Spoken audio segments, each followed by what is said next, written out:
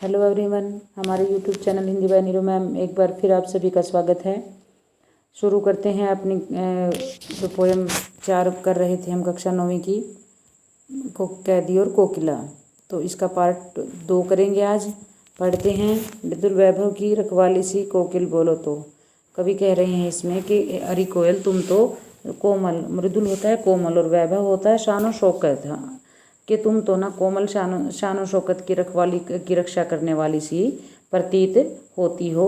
कोकिल बोलो तो सही, कि तुम क्यों बोल रही हो, क्या हुई बावली अर्धरात्रि को चीखी, क्या तुम पागल हो गई हो जो आधी रात के समय चीख रही हो। कोकिल बोलो तो कि हे कोयल, अरे कोयल तुम बोलो तो सही, क्या कहना चाहती हो, किस दावानल की ज्वालाएं हैं देखी। कोकिल बोलो तो फिर कहते हैं कि क्या कि तुमने कोई दावानल होते हैं जंगल में लगी हुई आग, क्या तुमने जंगल में लगी हुई आग की लपटें देख ली हैं जो तुम आधी रात के समय को बोल रही हो।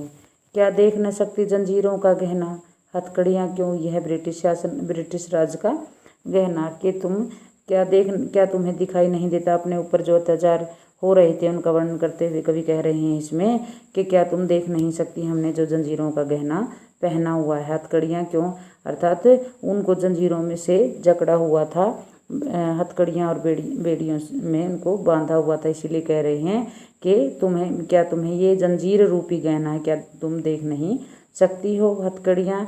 यह हथकड़ियाँ नहीं बल्कि यह ब्रिटिश राज का गहना है।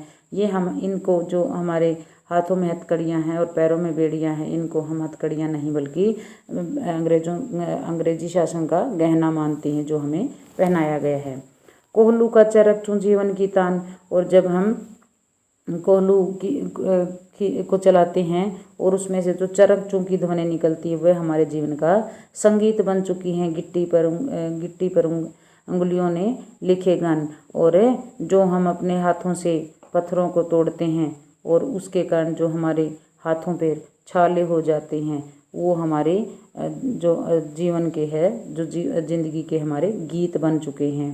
हूँ मोट खींचता लगा पेट से जुआ, और मैं मोट होता है पानी खींचने का एक बर्तन, चमड़े का बना हुआ बर्तन, तो मैं अपनी छाती से फीता लगाकर और उससे बैल की तरह जो पानी खींचता जाता हूँ, खाली करता हूँ ब्रिटिश अकड़ का कुआं।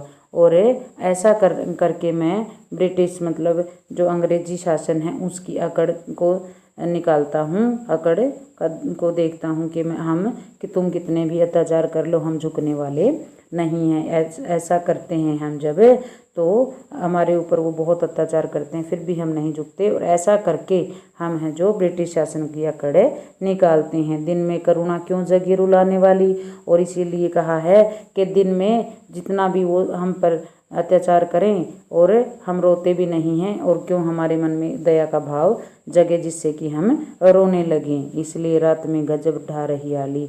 और हे सखी, आली होता है सखी, आली का अर्थ हुआ सखी, तो हे सखी रात में जो हमारे ऊपर जो दिन में अत्याचार हुए और उनके कारण जो पीड़ा हुई वो रात में गजब ढा रही है, अर्थात वो बहुत ही ज़्यादा दुख दे रही है हमें रात में।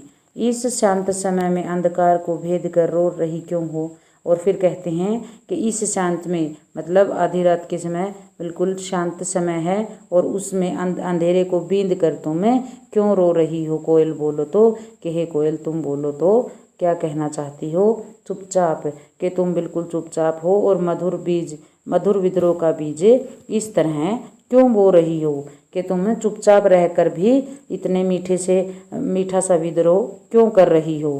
कोकिल बोलो तो, कि हे कोयल तुम बोलो तो सही। हमारी आज की क्लास हम यहीं समाप्त करेंगे। धन्यवाद। अगर आपको वीडियो पसंद आती है तो प्लीज़ कमेंट करें और वीडियो को लाइक करें, शेयर करें एंड सब्सक्राइब करें चैनल को।